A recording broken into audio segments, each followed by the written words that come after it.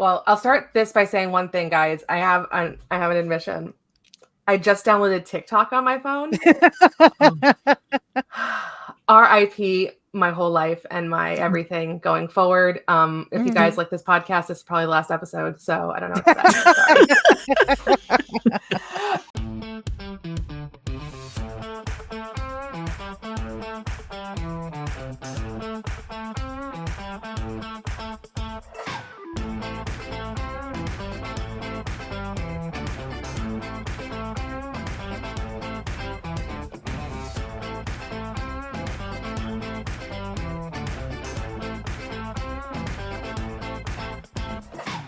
Anyway, hi guys, welcome back to Simply Amazing, the fabulous Nightcrawler podcast where me and Lauren talk about Nightcrawler, or honestly, whatever we decide we want to talk about because, it's our podcast and not yours. So thank you. And Lisa can connect us. She has not been defeated in connecting anything to Kurt yet. That is true. I have not been defeated. I have been able to connect every single thing to Kurt. And it doesn't hurt that Alan Cumming has been doing a lot of work lately because now it's like I can connect Kurt to every Bravo Real Housewife, and God, that makes me so happy. I can't. I can't. Reality shows. I can't. And before we even get much started, I'm Lisa. We've got Lauren, but more important than that, we have a guest that we've been trying to get on here for such a long time because of a piece that she wrote such a long time ago that she probably, she probably remembers, I'm sure, but it's probably not the thing that you would expect people to be like, oh my God, we need to talk to you about this. But we have Stephanie Williams here. Thank you so much for joining us. I'm so happy I was finally able to make it. I appreciate you all's patience. But I'm happy to be here. Oh, we have the patience of I will sit and wait for as long as I need to make things happen. I'll say she's still waiting for Nocturne to come back, so she's got plenty of patience. Oh yeah. Stephanie's just like can't do prayers. I'm so sorry. It's it's kind of funny because I've had hope, and then who was it that just came out and was like, oh, we're not even going to have Bishop or Cable in the comics right now because it's just too confusing. And I'm like, all right, if they can't have Bishop and Cable, they can't fucking bring Nocturne, I guess. So But you know what? Actually, in an unironic way, I bet you Nocturne comes back before either one of them. Just for just for fun. I can see that happening. I hope you're right. So. I hope you're right too. That'd be a really great manifestation because Stephanie, I don't know if you know, but we've manifested quite a few things on this podcast. We said we wanted it to happen, and they did it. So you could be on something. Yeah, you could. And if you want anything manifested, let us know. If you have something that you want, you want something exciting in your life, or if you want someone out of your life, we'll manifest it for you. I will definitely. I'm going to send a list. Yeah, we are the law of attraction assassins, so we'll make it happen however we need to. Terrifying. So Love it. All right. So Stephanie has been doing some amazing work lately for, all over the place, Marvel, DC, everything. Your most recent thing you're doing is with Sesame Street, which I thought was so cute. Oh my God. Yes. Who doesn't love, I feel like all of us of a certain age, grew up with Sesame Street and have such connection to that. And, it doesn't hurt that our favorite character is a blue furry elf. And of course, Grover was the original blue okay. superhero, So, but that's really exciting. And you also are doing Absolute Power Taskforce VI, issue 6 coming up in September, you said. That's very exciting too. Lots of cool stuff happening. Yeah, I'm excited, especially for the Sesame Street thing. I will always love superhero stuff, but whenever I get a chance to write something that's not that, I'm always excited because I don't know, slice of life is always fun. Even when I'm doing superhero stuff, I'm trying to squeeze in slice of life stuff. So it's Sesame Street. Who hasn't seen it? It was something that I watched a ton, especially when we went through our bouts of not having cable. So PBS Kids was my go-to. Then I would get very sad because I think around 5:00 cartoons weren't on anymore. And then every now and again on a Sunday you would get a little Arthur special or something like that. But Sesame Street was just always it. I learned how to count. I learned my ABCs through them. I played a heck of a lot of is it Ernie's Big Splash? It was a game that was on the Nintendo. I remember playing the hell out of that. Oh my God, I think my baby sister had that. Oh my God. Was he in a bathtub? And yes, he was in a bath. You had to get the duck down to him. It was a puzzle situation. So When the editor reached out to me to do this book, I was like, yes, absolutely yes. And then Bert and Ernie were my picks because who doesn't love Bert and Ernie? I mean, listen, if you don't love Bert and Ernie, you're probably watching too much OANN, and you should just, like turn off the TV, grandma.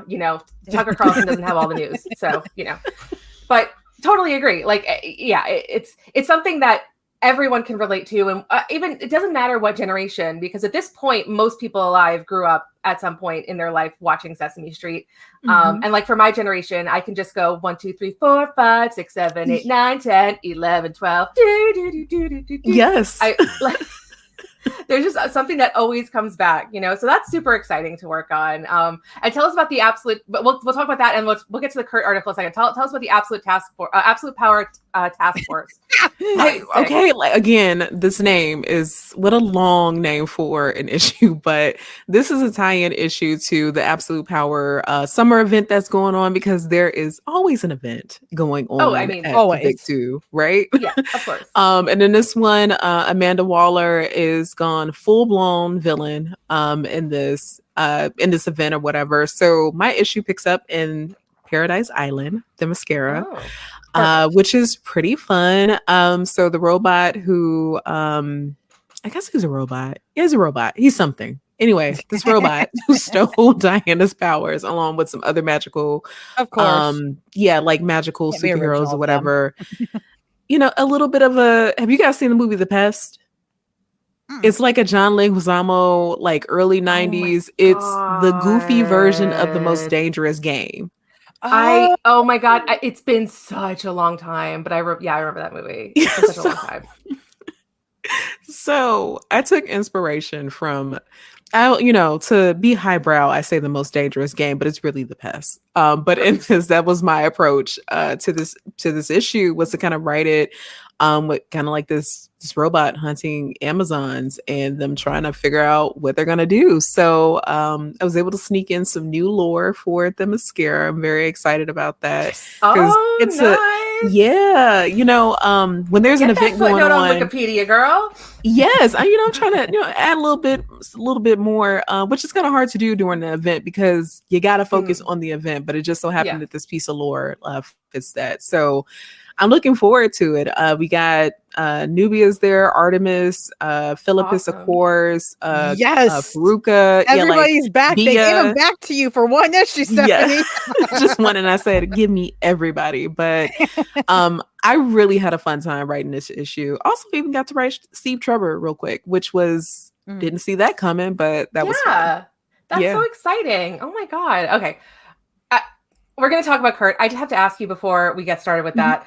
Because we're not just going to talk about Kurt. There's another article that I need to talk about because me and you, we see eye to eye on a lot of stuff. And I knew we were like meant to be like, we were like, we were each other's people when I saw that you wrote about Serial Mom. And so I married an axe murderer. So, Serial Mom is like a gospel. Like that. I love that movie. Like I literally just watched it like 2 weekends ago. I watched it a couple months ago again, and it does hold up. It is such a great, ridiculous camp movie. But going past that, what was like the thing that got you started in comics? I know that like you probably get asked this all the time, but like what got you interested like as a kid and made you think that this is what I was going to do? So I just added to the Stephanie lore with this question because someone asked it in a different way that unlocked a memory. So my very, very, very first like interaction with comics came via the Dollar Tree, because once upon a time ago, you can go into the Dollar Tree and like find books. I mean, you can still find books there now, but like they were like quality books. I got like some Jurassic Park stuff, but there was a collection of comic strips for Hogarth the Horrible. And so I don't know why. I don't know. I just saw it and I was like, this looks interesting. I was like 6 or 7, who knows? So like I gave it to my grandmother and she was like, you want this? And I'm like, yes, I do. So I don't think any of the jokes I got them. I'm pretty sure I didn't. I was like 7. But I just really enjoyed looking at the images and I'm like, oh, there's words with them. So what is this? And then I found out like, oh, these are in the back of the Sunday paper. There is a whole funny section. So Then I was like, my grandfather was like, please stop taking the paper before I can go through it. because you're just ripping it apart. So that was actually my first like time interacting with any type of comic medium. And then from there, of course, Archie, very famous Avengers issue for me, which was like 361 or 371, but it's Black Knight, Cersei, and Crystal. They've got like this throuple situation going on, and Vision is there being weird and sad. So that kind of got me into it because I was like, Vision. oh. And did that lead you to the X-Men eventually with the sad? And it got me to the and it immediately got me to the X-Men, because that issue I was like, oh, this is so soap opera-y. Like this reminds me of The Bold and the Beautiful, which my grandmother and my mom watched. So I was like, oh, okay. And then I found the X-Men. I was like, okay, now this is soap opera down to the X. So, and there I was. Yeah, I love it. It's so interesting because you started with a very different type of comic material that you were interested in, and you kind of took turns, but it all connected, because even like Hagar the Horrible back in the day, it was comic strips, but it was slightly serialized because there was a bit of a story that kind of seemed to like go through. Whereas some other comics, there wasn't the story. And like I read all the comics too when I was a kid. I loved getting the Sunday comics, and every day, like with my cereal, the only one I didn't read was Doonesbury because it was very political and it was just right over my head. Same. I'm like, I'm 13. I don't know what Bush did. I don't care. You know what I mean? Like, I don't know what to say about this. All I know is he's interrupting my Nickelodeon cartoons because now we got to do a breaking press thing. I have a core memory of being really angry at the Iraq War because it broke in the middle of The Simpsons and I couldn't watch The Simpsons. Oh my God. It's this core memory. Yeah. Yeah. It's, what do you want from us, guys? You don't stop war because stop interrupting our cartoons. Like, we're very simple people. It's so simple. Move. It is. Move. Just T-shirt. Stop. There's no T-shirt. Exactly. I love, Stephanie, how that whole journey you described, it's literally like going down a comic rabbit hole in the best way possible, because you're like, here's one, oh, another layer, oh, here's more. Yeah, and like I think I'm sorry, I don't mean to cut you off, but I think you're good. Okay, I think the jump from Archie comics to X-Men comics makes a lot of sense, because Archie is very dramatic. There's a lot of I used to get Archie comics all the time as a kid too. I like, my dad would always give me get them when I was sick. So yeah, I could see that as a connection, and and the drama in X-Men is just ridiculous. It is crazy, insane. Especially like the Claremont stuff, like you just can't miss it. And the other thing too that kind of made it easy to make the jump was, again, like you could find comics at the grocery store. So what was it? I think it's this place called Ultra Foods that was in Illinois, and they had like next to the school supplies randomly. And this is like the aisle was like near the freezer section, so I would beeline there, and between Archie and then everything else they had there, I was like, oh, X-Men, Batman with the long ears, so I would just be in there flipping through. But Archie was like the easiest thing for me to sneak in the cart because of the digest, like the smaller versions. Eventually my mom was like, I know that this is here, just put it in the cart. You're reading, that is all I care about. You don't have to sneak it in. I was like, okay. That is so cute. I love that. So, well, now that we're talking about X-Men and we're on a topic of that, let's talk about the article that brought you here.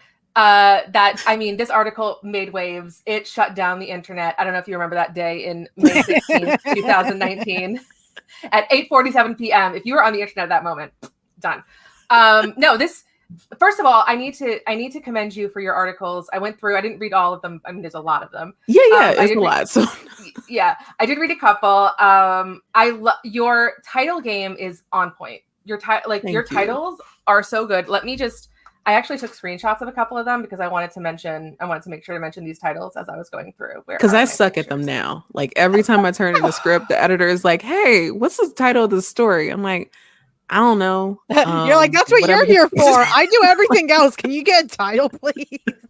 I am right there with you. I totally get it. When I was in art school, I always had to title my artwork, and I was always like, Untitled 74. Okay, right. Yeah. Okay, so first of all, X-Men the Animated Series, The Worst of Charles Xavier. Thank you for joining the Charles Xavier hate club because we all agree that he is the worst. The worst. Thirsting for Keanu Reeves in Constantine Saved Our Souls, probably. And you wrote this right before COVID came out, so it's a chance that that we just stopped thirsting and we weren't thirsting enough. Honestly, that is a new conspiracy that I'm happy to hear. Yeah, I have a feeling that if we start thirsting more for Keanu Reeves, I think that everything is going to get better. It's true. We're going to need it in the next couple months, so yes. Yeah. It's been a while. And I love that you had not just one, but two entire articles about X-Men women who faint, which is brilliant. And the funny thing is about the first one that I did, it was actually a thread that I initially did on Twitter. And then I was like, oh, wait, I can like write this. Cause I'm like, someone's going to find this thread and they're going to probably use it to write something. Right. Well, so that's it. They're going to put it on Board Panda and then they're going to get all the credit for it. So yeah. And I'm like, well, let me just do that myself. Because I think that summer, what was happening? The Jean meme was going around of her like fainting, and I found them funny, but I was like, okay, but like, what's the other piece to this? Like, Jean is she's not weak. Like, Jean's amazing. Jean is just overworked. They're all overworked, and that's why they're always fainting. So that was pretty much the angle that I took. Fainting. You're not working hard enough, man. Okay, because Cyclops, Wolverine, Beast, they should be fainting, but they're not because they're not working that hard. It's on the X-Men. The X-women are carrying the team on their back. You're absolutely right about that. And let me just tell you, for a fact, the minute it's like Jean's coming back with some groceries for the whole freaking mansion because it's a huge mansion. It's like, first of all, it's like that's women's work. So she's expected to go to the grocery store by herself, right? Maybe she'll get Kitty to go with her, help her out. She comes back. As soon as she comes back, Hank is like, all of a sudden, oh my God, guys, I got my specimens. I got to go to my specimens. And he's down in the lab. And then Wolverine is just like, he's Wolverine's the one who does the competent incompetence where he like tries to help you, but then he accidentally slices everything. I agree. You're 100% correct. Like this is, it's a nightmare and they need more help. And it was even proven in one of the episodes of X-Men 97, there was like Madeline's pregnant and Scott's like, oh, by the way, why don't you also start every minute of every day, start making sure that nobody is a spy. Oh, really? Your pregnant wife has nothing better to do. Nothing better. Okay. Like I'm in my umpteenth trimester. Are you crazy? But exactly. Yes, they affirmed it. X-Men 97 affirmed everything that a lot of folks missed in 92, which I was like, you know what? Yes, you will be in my top 10 because of that. Yeah. Oh, yeah. Absolutely. All right. So let's finally talk about the Kurt article that I keep getting sidetracked from. Sorry, I have ADHD. And no, you're fine. Okay, I think this is still my favorite title name out of the ones I've seen of yours, though, because it's Kurt, I Got the Juice, Wagner, and X-Men Bay. I mean, you could have your own competing Kurt podcast against us just with that. Like, what are we supposed to do? But please don't. You'll do better than us. So no. No, I will leave it to you all because you are doing an amazing job. I was actually surprised that they let me write that article. In fact, I was asked to because I think so. Like at Fangirls, we would have like these monthly themes, right? And I think for that month, it was like a thirsting situation. So I think I also did one on like Wonder Man. And then while reading some Wonder Man stuff, I came across some old Kurt stuff that I completely forgot about. And I was like, oh, wait, I forgot about him and his stepsister, adopted stepsister, whatever the weird situation was. And I was like, oh, yeah. And then when Colossus and Angel get kidnapped, and then like Charles is like interrupting his date because Charles is a dick. I was like, yeah, we gotta do this. And then I remember the 4-issue pirate situation that he went through, and and I said, you know what? Let's write it. Let's go through his history of being a ladies' man because actually, I feel like Kirk is equal opportunity, to be honest. So Kirk is just, listen, if you fall for him, you're just there. Yeah. I think that there is I think that a little bit of the Catholic guilt might get in the way of him doing too much with the same sex. However, I think after a couple of beers, I think anything's possible. Because he's flirting with everyone, hands down. Yeah. 1,000%. Yeah. You guys, he's like that one cashier at Trader Joe's who is just like flirting with you for absolutely no reason at all. That's like, amazing. Dude, Somebody should draw a slice of life comic with Kurt working at some like hipster grocery store doing that. Because there's always one cashier there. Because like I'll go every now and again because like I'm craving a very specific snap that they have, and then I'm like, oh well, here's that cashier. Let me just go ahead and nod and smile, and yes, I would like paper, please. Let me get out of here. But that's Kurt. I totally agree. Yeah. I totally agree. And I think he's also not as in tune to not understand if like he just loves people in general, and like he loves being around them, and I think a big part of it is he loves being accepted by them, right? Because he's so different. So, okay, I want to say this. You mentioned his recent upgrade, which at this time was in X-Men Red, and he got his beard. And you mentioned Kurt's Zaddy stock has most certainly risen. I mean, that beard. Oh my God, that beard. Perfection.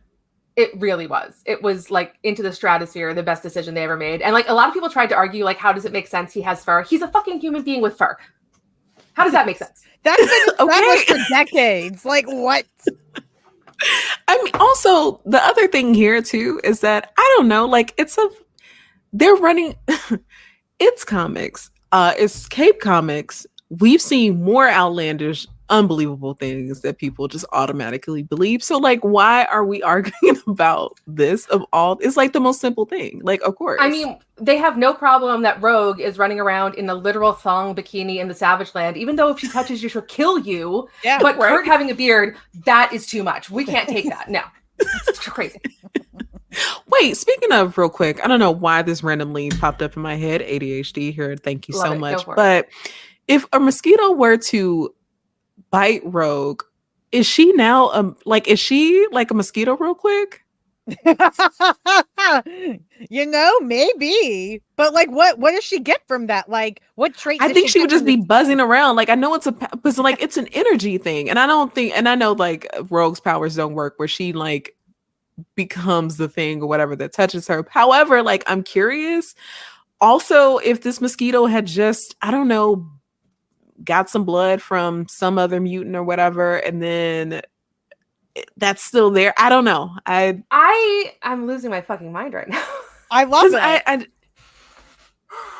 Because like is she just like or is she just like this walking like zapper? Because even if she's not getting a transference of whatever the thing is, she's absorbing the energy. So like we just got a trail of dead mosquitoes and flies, poor butterflies, a ladybug, a cicada in the wake. Because like what's happening in here? Because have we ever seen Rogue pet a dog? If a bee tried to sting her, the bee would lose. Yeah. That's crazy. I don't know how much interaction we've seen of Rogue, like, of course, not with her gloves or anything, with like other things that are not not mutants or people. Now I need to know. That's I think the question we have to find out, guys. Everyone out there, if you're listening, has Rogue ever pet a dog? Has she ever touched a kid? She's got cats with Gambit. Oh my God, there's gotta be but she does. But now, but is that like now that she's controlled her powers essentially? That's she controls her powers now. I don't know. I think I need to do a revisionist. We gotta go.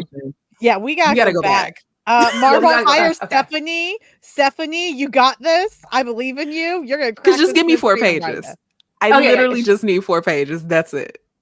I like women. That's a deal. The women of Marvel for next year. I just want a 4-page Rogue. And it's just her turning into different animals because I don't like she pets a sheep and now all of a sudden she's on the roof. I don't know. Or a goat, I should say. And all of a sudden she's climbing on top of the roof. I love it. I'll take it 100%. She can join the Pet Avengers. It'll be perfect. Oh my God, yes. Okay. See how I derailed everything? It's perfect. That's how you fit in here, Stephanie. Derail everything. Listen, as long as we're derailing to something good, it's great. You know what I mean? If we're like derailing and going to like, I don't know, Clarksville, fuck it. But if we're derailing and going to like Vegas, love it.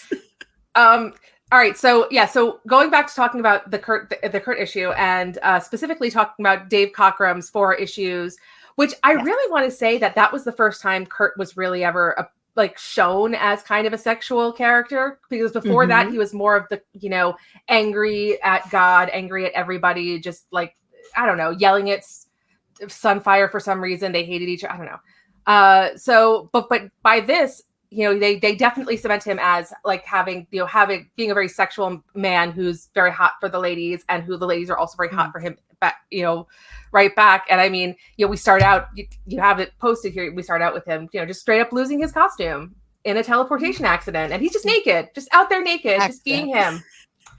You know, and the women are just like thrilled. They're like, let's have it at it. You know, like I didn't have to pay a cover charge for this. Okay. There's no and that's the fun thing about like what Bronze Age comics, where we're just getting all of this. It's just like, okay, like we're here, we're just doing a thing. We got this sexy blue elf, because before he was kind of like treated as this elf character, especially Logan loved calling him that. And you're right, he does transition to a full-blown like sex symbol, which makes sense.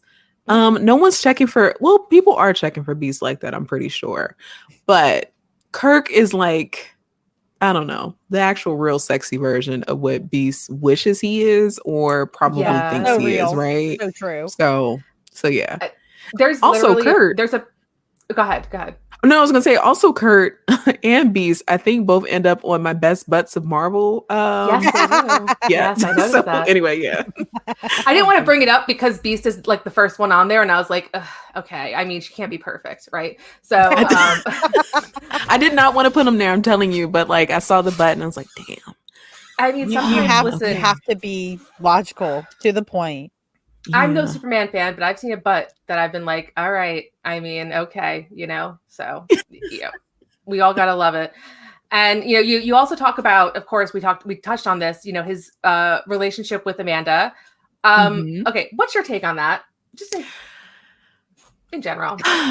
You know, it's weird, but also, hey, I read a lot of romance novels, right? And every now and again, there is, you know, two folks that get together, and like, if right, there's someone's got a divorced dad, someone's got a widow of a mother, the two kids get together, and the parents are also interested in each other too, and then they also get married. So it can be weird, but like they're not related, so it's fine. They didn't grow up together. But in the case of Kurt, again, it's one of those things where it's like, it's comics, and I've had to suspend belief and turn a blind eye to some really horrible things, more horrible than this.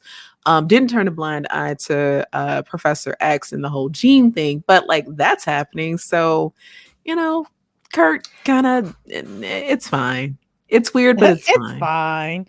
It's like, it's definitely, when it comes to like, of all of the things to be the weird thing about your fave, this is probably one of the least worst. Oh, ones. Absolutely. Yeah, like he was never a secret Hydra agent, or you know, he never like genocided broccoli people. Like, so you know. Yeah, sorry, Beast fans, as usual. I fil like that ends one every 3 episodes. Yeah, so what a disappointment. But one part of the article I really enjoyed is you talking with Storm and Kurt, and I was just like, that's next. Yes, I am a huge fan of their relationship and how it's never been clearly defined. But if you've read the comics over the years and you've seen them interact, you just understand their dynamic. Even with the Krakoan era, when like Aurora was like in I think that run of X-Men Red, and Kurt came to visit her at one point. She's like, stop doing this flirty dumb shit. Get up off your knees. Yeah. Because I mean, one is Storm, right? So I feel like anyone they would be a fool not to like flirt with her just a little bit.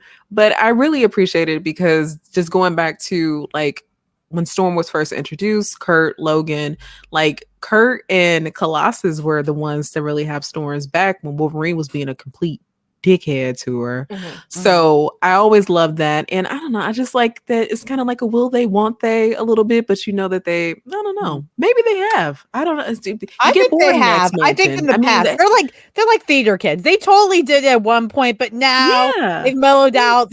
Things have changed in life, and they still flirt with each other. That energy's still there, but they don't really do much with it beyond that anymore. Yeah, the energy's there, but the moment has passed. So it's exactly. So and I think it's fun. I mean, I feel like all the X-Men at some point if they haven't slept together, they've, at second base at least. It's the web from the L word. Everybody connects somehow. Somebody part. I mean, like, I remember college, and I imagine living in the X-Men mansion is very similar to living in college. And I went to a very gay college, but I still made out with a lot of gay men because it's just what happens at parties, guys. It's literally you get the Everclear out and you start mixing it with the punch and forget it. It doesn't matter what you look like or what you have. Like, a mouth is a mouth is a mouth. Okay. Oh. Okay. But that's exactly the X-Mansion to a T. Yeah. Oh yeah. I would say one thing I will say about Storm, like I like the idea of them not really having necessarily a romantic future together, but possibly having some kind of romantic past. I mean, there's this like really cute connection that I mean, a lot of other X-Men teams have that same connection. Like the New Mutants have a connection, obviously. And then like the Hellions have a connection with each other. But I don't know, there's a weird connection between just specifically Kurt, Peter, Logan, and Aurora that I find to be like something unique, because it's not the whole team. It's not the whole of the Giant Size X-Men team. And they weren't brought on as students like the other guys were. Like, they're not like a class of students. They were, so they've got this really specific connection that I find there's a thread that keeps them together through comics, even as they kind of go their own separate ways. They always come back to each other, which is really nice.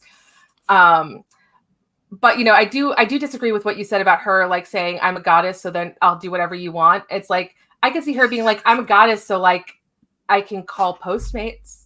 Like I'm a goddess, so like I mean, who do you need me to call to do something for you? Because I mean, I'm not getting dirty.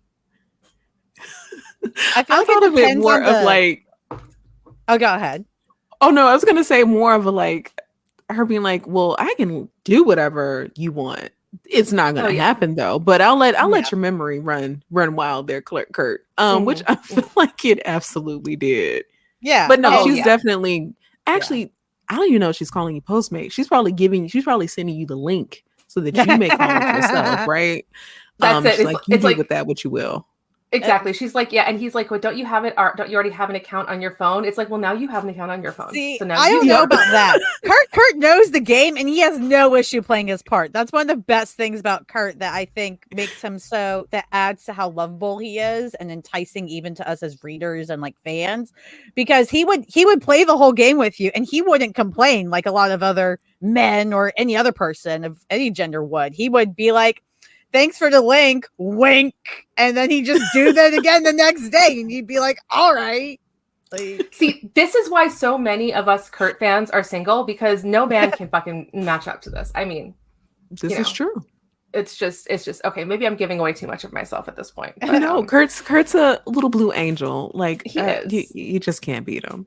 I have to ask Stephanie, because Lisa and I have talked about this, of course, multiple times on this podcast, and it will keep going until Marvel gives us something. But is there any current comic character that you would think might be a match for Kurt? Whether it's Marvel, DC, even Indies, an Archie character. I don't care. Not Veronica. So no, absolutely not. She may not. So funny, Sage. But hear me out, because Sage is so prickly. Sage as I hope I'm got the right character, but Sage, she always has the headset. Sage. Yeah. So I just got off watching the most recent season of The Boys, which also has a Sage. So that's where like the line got crossed. Yeah, and so funny. I just also had to be doing some stuff for that, and I had to write, and they're like, "Don't call her Sister Sage." That's just I'm like, okay, but that's anyway. So And like, that was just a racial qualifier that Vought wanted to give him. So like the rest of this video, just say Sage. And like, I was going to do that anyway. But anyway, so the reason why I mentioned Sage is because I'm not saying she's necessarily uptight, but like she's very straight laced sometimes. And I just want, again, maybe this is a one shot, maybe it's 3 issues or 4, but I want a Sage and Kurt team up. It ends up kind of being a will they won't they, because it's not an enemies to lovers, but it's annoying coworker to possible lover. And I don't know. Yeah, like I just want to kind of see what that dynamic would look like. But I just feel like he could bring out her fun side. It's giving rom-com. It just is. Sandra Bullock, the proposal type situation. Maybe it's that, right? But he Sage did that recently with Silver Sable. Yes. I had that. He's really good at that. Like, that's the thing. Maybe I wonder if that's part of his problem, why he can't like find one person to settle down with, because he's so good at like unlocking stuff in people. He's like, I can fix her. And then she gets fixed and that's she goes and finds someone else. Yeah, it's called Kurt. That's actually Kurt's new ongoing. I can fix her. I love it. Andy Cohen would have a show about it, you know. Okay, like a guest star, maybe every arc I would just have Kirk with someone. And sometimes he would even be a guy. He would fix them. them. I can fix them. I love it. It's the issue. Yeah. Oh, and my then God. it can be kind of like Jed McKay's done a little bit of Moon Knight, where he keeps going to this therapist and he's like, I'm gonna do better. I thought I was, but then I slipped and I fixed them and I screwed myself.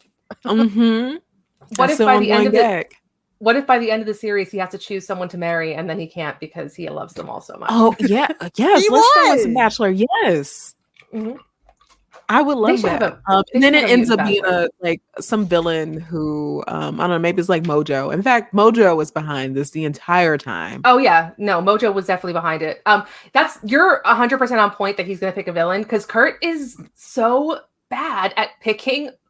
Like, he's just really good at picking the wrong woman all the time. And it's not even a matter of they're the wrong woman. Like, you know, they might be a great person, but it's like, listen, Cerise was a great person, but she was a fucking alien of the run from the law. You know, that's not long-term, honey. You're not going to be settling down with that. You know, you're not settling down with Silver Sable, who is still trying to make money for her country in some whatever Europe. I don't know what her country's called, but you know, like, you're not settling down with that. You know, so it's like, it's just, you know, it reminds me of, I just finished watching MILF Island 2 and, or MILF Manor 2, which one, I don't know which one it is, but, and at the very end of it, one of the couples that was so cute and got along so well, they didn't work out because she left him because he's like 22 and wants kids, and she's like 47 and is done having kids. And all I could think of was like, what the hell? What y'all think you were coming into? What? Okay. Y'all, a bunch of young men want some old ladies, and a bunch of old ladies want some young men. You think that's not going to come up? Right. You know, so that's what I see Kurt doing. Like, he's constantly, like, he's always about Miss Right now, but never thinks about who's actually Miss Right. Yeah. Well, and maybe that's the lesson he learns at the end. The lesson he learns at the end. But then if he says, I'm not going to fix them, then when they try to fix him, he goes, nope. Don't fix me. I'm a loner. I'm the worst. I'm going to go. And you're like, what are you? Let someone else fix you for once. No, he just bamps. That's the whole Christine of it all. Yeah, that's the Christine of it all and the Zen of it all. Like, that, both those situations. All right. So I want to talk about Wanda a bit. I'm sorry, but we have to. Oh, no, it's fine. You wrote a great story about Wanda, or a great article about Wanda, specifically about how she was, where is my phone? How the Avengers failing her. Yes, everybody around her failing her. And as I'm reading it, it was just it's a great piece. Oh my God, I literally opened my phone and the first thing that comes up is the Marvel butts. So clearly I've been, how everyone failed Wanda Maximoff. And I thought what I really got out of it, because I agree with you 100%. I think that Wanda has been like maligned in a way that other characters wouldn't be, or you know, other characters, you know, wouldn't have been taken to task as far. You know, you've got like, I mean, we let Mr. Sinister in Krakoa, but you know, Wanda's the one that's too far. I mean, guys, you know, there's an enormous difference between a crime committed out of in a moment of, mental instability and passion that was in an unintentional, or a guy who's literally a freaking practically a Nazi performing, genetic experiments. I mean, So I agree. She was like very unfairly maligned, but the way that you broke it down, it spoke to me in such a level of just being a woman, and kind of, it reminds me a lot of America Ferrera's speech in Barbie, where it's just like all the different things you are supposed to be and have to be, and all the different expectations that you have. And it's all kind of written in how Wanda's written. It's like she's a superhero, and then she wants to become a mother, so she finds a way to become a mother, but then they have to find a way to get away from being a mother because she has to do this, and like she's so strong. And I think a lot of it also has to do with, because it talks about like the idea of a hysterical woman, and I think a lot of it has to do also with, I think a lot of men don't know how to handle very strong women. And so they need to find a way to declaw them, or, something. And so that's where the hysterical woman comes from. Yeah. that was a piece that was like a long time coming, because I had gone back and I was like reading some very like old Avengers stuff. And then I was like, let me go down a little trip. So I think what caught my attention was the whole thing between Hawkeye had a thing for Wanda and was like upset that like Vision had made his move, and like that she fell for Vision, and like how could she fall for someone who's not even a real man. So that was the whole thing. And then the intrigue went up, and just how Agatha comes into her life, the time where her and Vision were living in the suburbs, and like how that all went down, and just a very tragic life. I mean, even her childhood too, right? Trying to figure out, hey, who's our mom? We were raised by a cow, like high evolutionary cow, but we were raised by a cow, and like all this crazy stuff. And I'm like, yeah, what led to her saying no more mutants? Because that's the only thing that people really, when you think of Wanda, like, and you ask someone who really doesn't read comics, it's probably one of the things that they think of. And I'm like, but no one says that just for shits and giggles, just out of nowhere. Like, what led to that? And I came from all my reading. I was like, I get it. Like, I wish that it didn't happen, but like, I understand how we got here. And I thought that was very important to highlight that, because Wanda isn't just some crazed woman who can't control her emotions. If you've been through everything that she had been through, I can understand how in that moment that ends up happening. And yes. Janet, damn it, Janet can't hold her liquor. It's just, so we want to point fingers. It's all Janet's fault. And also, Wanda's not the only one that the Avengers and folks have let down. Carol Danvers was also that too. Yes. Mm-hmm. Yeah. So the Avengers kind of suck. They do. They kind of suck a lot. Because I didn't even touch Sci-Fi Fangirls disbanded before I could like get this article out. And I don't know if I'll ever write it, but I wanted to tackle Janet and Hank, which would have given me a headache, or just Hank Pym, period. Which would have been a doozy.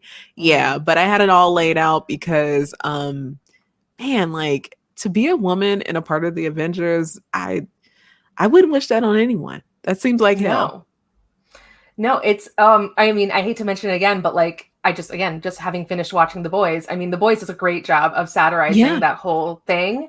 And I mean, the Avengers are the Avengers are like the corporation, and the X-Men are the family, and I think that's the big difference, is that there's a lot, like a lot of characters want to become Avengers, but characters become X-Men because they have no other choice, like they like it's a very different type of dynamic in that group. And when it comes to like Wanda and the situation with House of M, I mean, I agree that, what's remembered is the no more mutants, but what's not remembered is just every single failing of every person around her that led down that path. And it didn't have to be that way, but I mean, I still like that story. I think it's a great story. Yeah, same. Yeah, I think it's, and that's the other thing too, right? Like, even though this tragic thing happens, it doesn't make the story bad. Because I think that's the thing that we've all kind of been dealing with in just media literacy to begin with, right? And the steep decline of that, where if some character does something that someone doesn't like, then this whole thing is just awful, it's terrible. And it's like, well, no, like this is an exploration of that. And her doing the whole no more mutants thing again, like there were many terrible things that led up to that, and that was her breaking point. If anything, you should be able to empathize with that, because how hurt do you have to be to wish something like that, right? Like she herself at the time was still a mutant, so to wish that there was nothing like to wish yourself away in that way, like that's tragic. That's heartbreaking. Mm-hmm. That's a good point. And I've never, in all the conversations I've had about that, I've never actually heard someone point out how she, like you said, she literally wished herself away, because everybody makes her the demon. And it's like, then why would a demon literally just say, I'll throw myself away just to end all this hurt and suffering? Like, yeah, and I mean, and also at that time, her mutant identity was much more important in the storytelling, and because she had been like not raised by Magneto, but Magneto had taken her and Pietro in relatively like when they were in their teens, I think, to join the Brotherhood. So like they'd had solid years of him drilling into them how important mutants are, and like all that kind of stuff. So, but I think for her, and again, a lot of people, they always bring up like people died, and for me it's just like, okay, but that's like that's like saying someone drops a can of soda on the floor, and then 10 hours later someone slips and falls and cracks their head open. Well, the person who dropped the soda, they probably could have been more careful, but they're not in charge of murder. Just because people were at the time flying and lost their power, I mean, does that mean that she murdered them, or is that a consequence of the situation? So like that's where I think there's a little bit of a gray area, but at the same time, it's the intention. I mean, she was not intending to kill people. She wasn't intending to. No. She was intending to deactivate the mutant gene. It wasn't actually the intention to actually kill people. So but yeah, like very little, blame is placed on Pietro's or Magneto's shoulders, which I think are the two most to blame for the entire. Or hell, even Doctor Strange, who's like, dude, you were there to deliver her fake babies. Why did no one say anything to her, right? Like, because way back, we could have had this really difficult conversation with her, like, hey, your children, they're not real. And we need to have this discussion. Now, who knows what would have came out of that, but maybe not this. So like there was and that's the other thing, like you all are supposed to be superheroes, but you're doing a really terrible job at helping each other, which in turn, how are you effectively helping others? And you can't even look out for one another. It's funny you mentioned that about, them actually having a sit down conversation with her and talking to her about the situation rather than, just letting it explode the way it did. Because it almost feels like it's a little bit of a commentary on, in general, how male writers handle women's issues in comics. Because what happens 9 times out of 10? It's like, okay, character gets pregnant. Okay, great. There's a story about the pregnant character. Baby comes out. Oh my God. 5 minutes later, something mystical happens. And for some reason, the baby is rushed off to space or to the future or to something else, and then everything goes back to status quo and we never talk about the baby again. And, Never. which is kind of what happened with Wanda. And I don't know, as for me, as I get older, and granted I have no children, but as I get older, I take issue more and more with those stories, because it's, what happens to women is so intrinsic to what happens to everybody in the world. And these stories should be told and not handled like just brushed off to the side. I don't know if it was intended as that, but it kind of feels like it could have been like a commentary in that way. I mean, absolutely, or unintentionally. Either way, it is right. Same thing with Carol, and what a horrendous storyline. But the whole thing with her abuser and the kid, and it being the abuser, and it's just like, it's okay. Like you can be a superhero and a mom at the same time. Like that's completely fine. Spider-Woman, they attempted that briefly. I love that run. And then now, like, I don't even know where her baby is. I tried to write. They turned Jubilee's baby into a dragon, and they're doing nothing with the dragon. Like, that's cool, but do something. No. And like for Spider-Woman, like I tried to do something I wanted to write this Infinity comic. Everyone at the editors has said yes, and then one was like no, and it got killed, and then I tried it again and it also got killed. But it was essentially with starring Jessica Drew and her son, and like they were going to be at a jamboree, and like some scroll were going to be like in charge of it, and then they end up ambushing them at this jamboree situation, and then her and her son, like, they take on the scrolls and then they go home and have a juice box. So I thought it would have been a fun story. They felt that this one editor felt that it wouldn't be relatable. I'm like, who do you think is reading comics? What? Like, there's someone, whoever's reading comics has been someone's kid before, right? Or they could be a mom, they could be a parent, period. Or even if you're not a parent, again, like, I don't know why that would be something that you wouldn't be able to connect with on some level. You've probably been somewhere with your parents. Now you haven't had to fight any scrolls or anything like that, but like there's that bonding piece that I don't know. Like, I feel like most people would be able to find some type of relatability to that. I would relate to that far more likely than I would relate to losing my brother in a plane crash and then getting I-beams.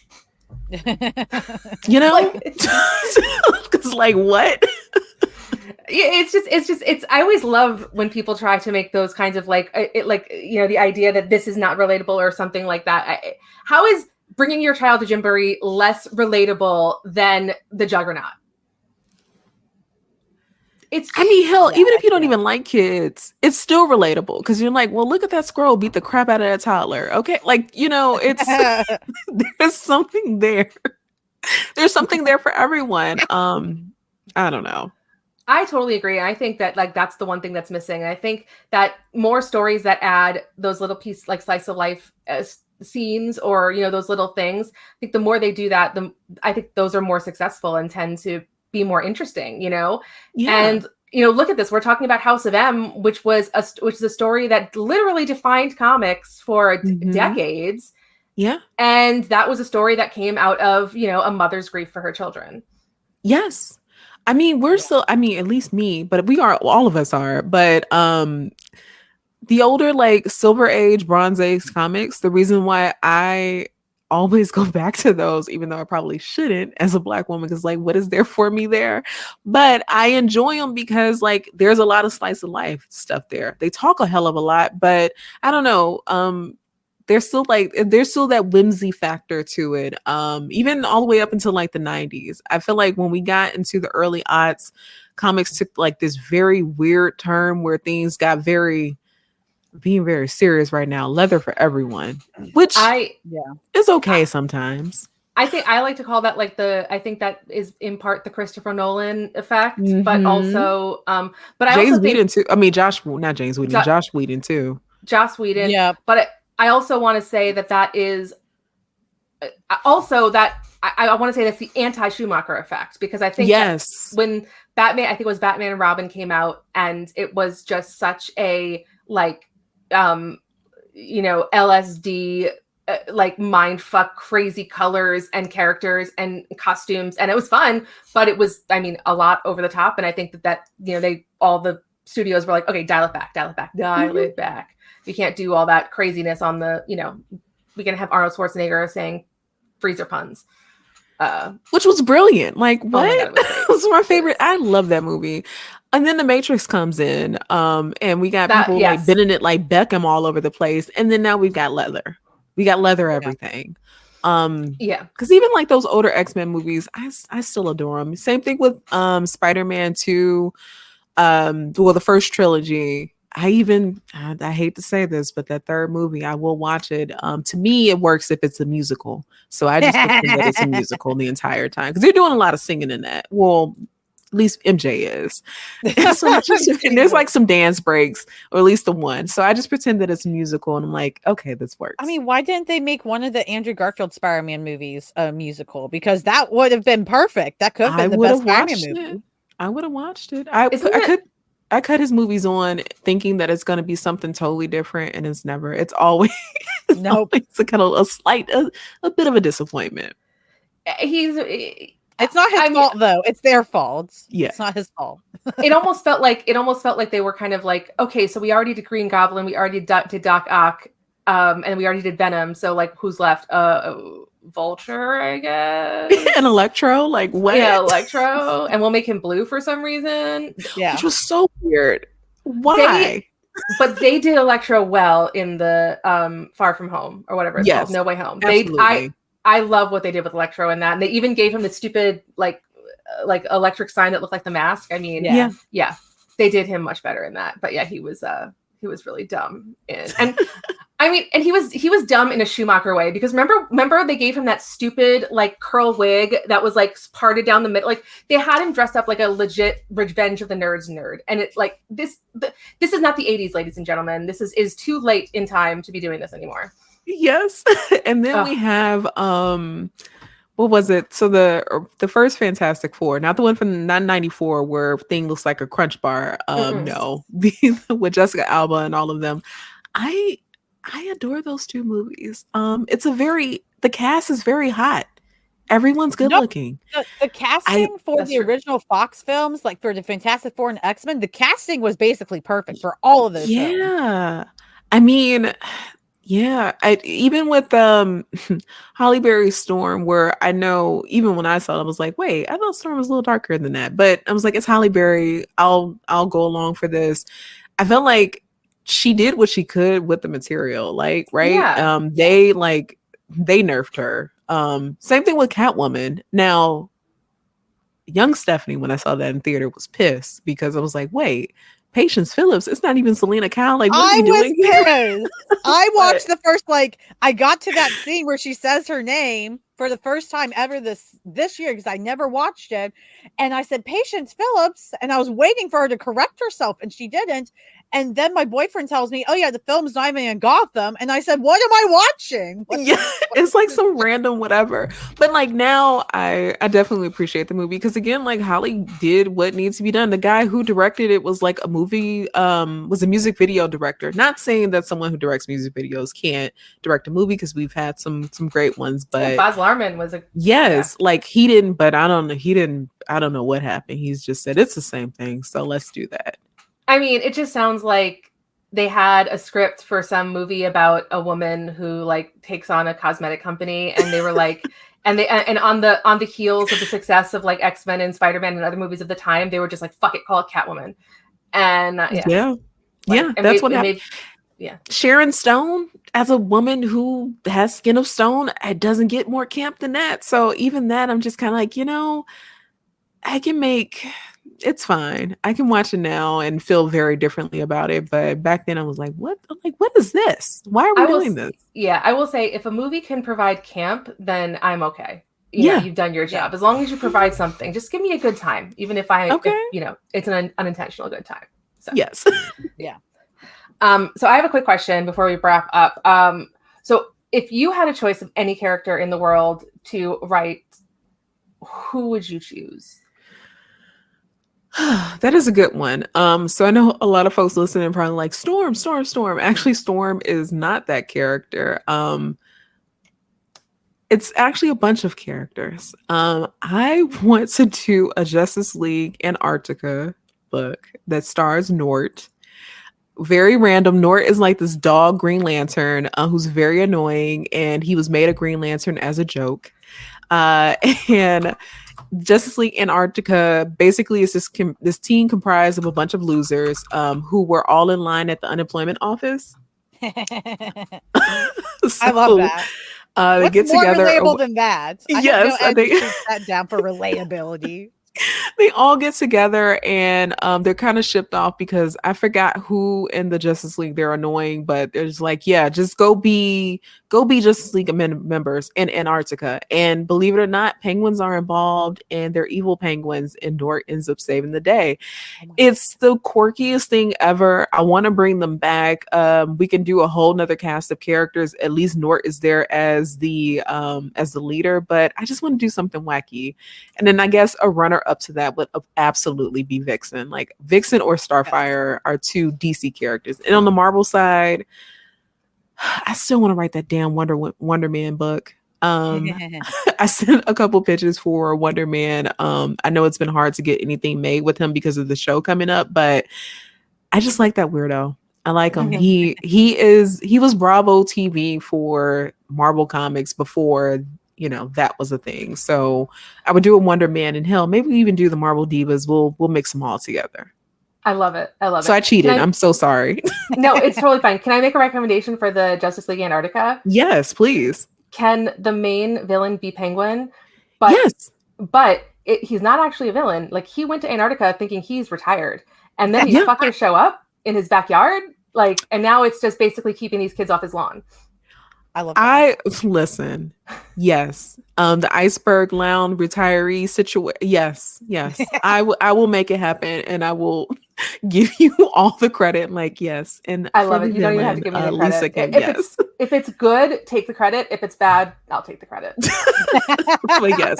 That's actually really brilliant. But those are all of my picks for characters that I would love to write. I love the idea of, I like how you call him like the Wonder Man, the Bravo of, Marvel. Yeah. Have you ever read Ecstatics? Yes. That's something that needs to come back. Like that idea Doesn't of these characters. Like reality TV characters who are superheroes. Why has that not come back? I have no idea. They need to bring that back. They absolutely have to, because I'm like, there's a synergy there. We're always talking about like what X characters are, Real Housewives, on the DC side, like what's that situation like? Of course, Selena Kyle is definitely present.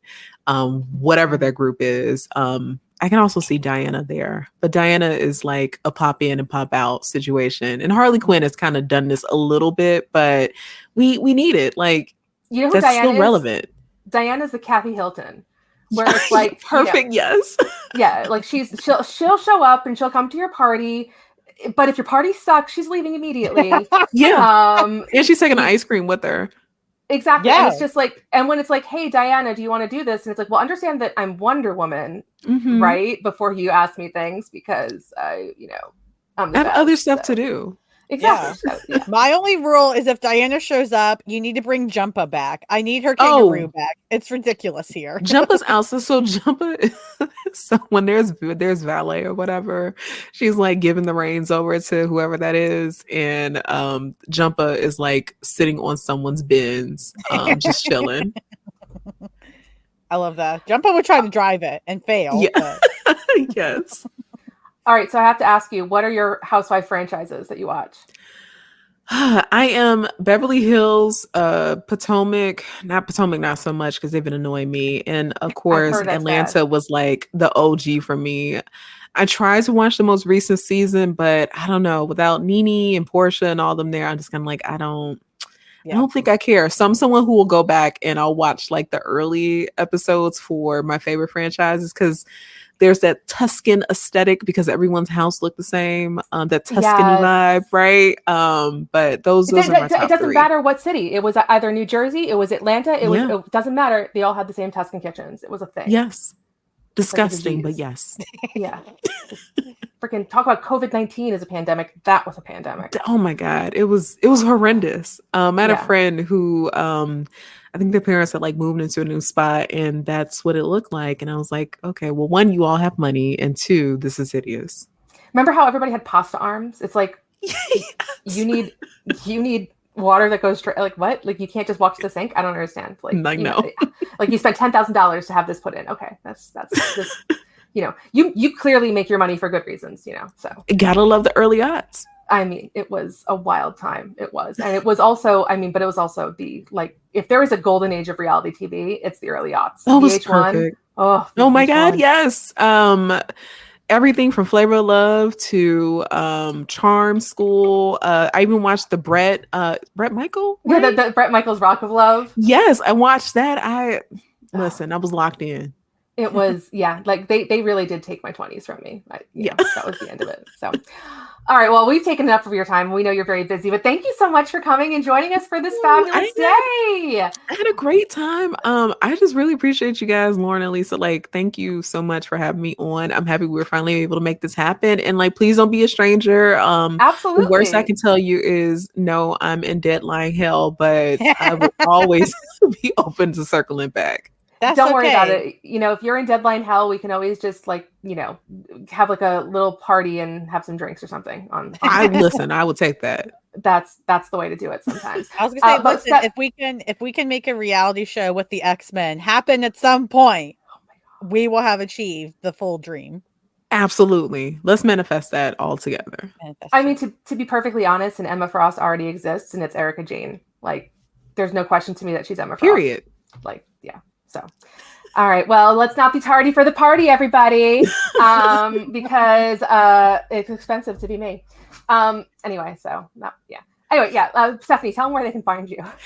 You can find me on all social media platforms at Steph_I_Will. I am no longer on Twitter. I left unintentionally December 31st. I didn't know that was going to be like my last day tweeting, but I don't know. I woke up and I said, no. So I have not been back since. But Instagram, Threads, TikTok, you can find me on there, and also go to mystuff.com. Awesome. All right. Excellent. Thank you so much again for joining us. We are on Twitter because we are just arranging the deck chairs on that sinking ship. So basically, we'll be there until it goes down. Someone will take a Titan submersible to find us one day. But Lauren, tell them where they can find you. Oh yeah, I'm still everywhere at friendly MBHDBI. Just moving and grooving, trying to stay alive this summer. So that's it. Seems to be the theme. It has been hot as hell this summer. Let me tell you, it is crazy how hot it has been. So, and you can find the podcast here at simplyamazingpod.com. That's where you find all of our stuff, guys. I'm in my 40s. It's amazing. Like something switches in your brain when you go over 40 and you become an old person. It just fucking happens. I don't know what to say about it. So simplyamazingpod.com. You can find all of our stuff there. We're on Twitter, like I said. We're on Instagram. We're on I don't know. We're still YouTube. on Blue Sky. Oh, we're on Blue Sky, kind of. Yeah. We got names everywhere. So, and don't forget, of course, to check out Stephanie's Sesame Street comic series coming out in August. September. So you weren't wrong. So the first one starts in August. No, you're okay. That one starts in August. I just found out recently that mine will be out September 25th. It was a surprise to me. So we're got it. Perfect. Okay. So I'm glad we rehearsed this. Sorry. No. It's all good. It's all good. So awesome. So September 25th, check that out. And September 11th is when the other book comes. Remind me the name of that one. The Absolute Power, Taskforce VI. Yes, I was going to blank on that. If I go into a coma right now, guys, when I wake up, that's the first thing I'm going to say. What's your name? It is DC's Absolute Power, Task Force number 6, issue number 6 is my full legal name. You don't need to read Task Force 1 through 5 to get Task Force 6, I'm assuming. No. Just read Stephanie's awesome. At least. That's the required homework, guys. Yes, please do. But I totally get it. Like it's an event. So like I get it. Yeah. Come to the party or don't. Listen, no hard feelings. It sounds like a pretty fun I completely party, understand. Honestly. Yeah, but it does. Like, come for the Amazons, please. Always. Yeah. Always. Put that on a t-shirt. I'll buy it right now. There it is. Done. Stephanie knows how much I love the Amazons, like especially when she writes them. You do such a great job with them. Thank you. I appreciate that. I agree.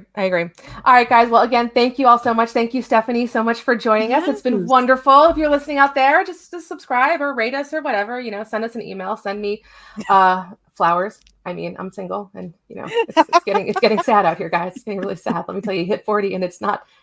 Prospects don't look so good anymore, guys. I don't know what to tell you. All right, anyway, but if you are out there living the dream, writing comics, your name is Stephanie Williams. You are so fucking amazing, and we're so happy to have you. And the rest of you out there listening, you are also simply amazing.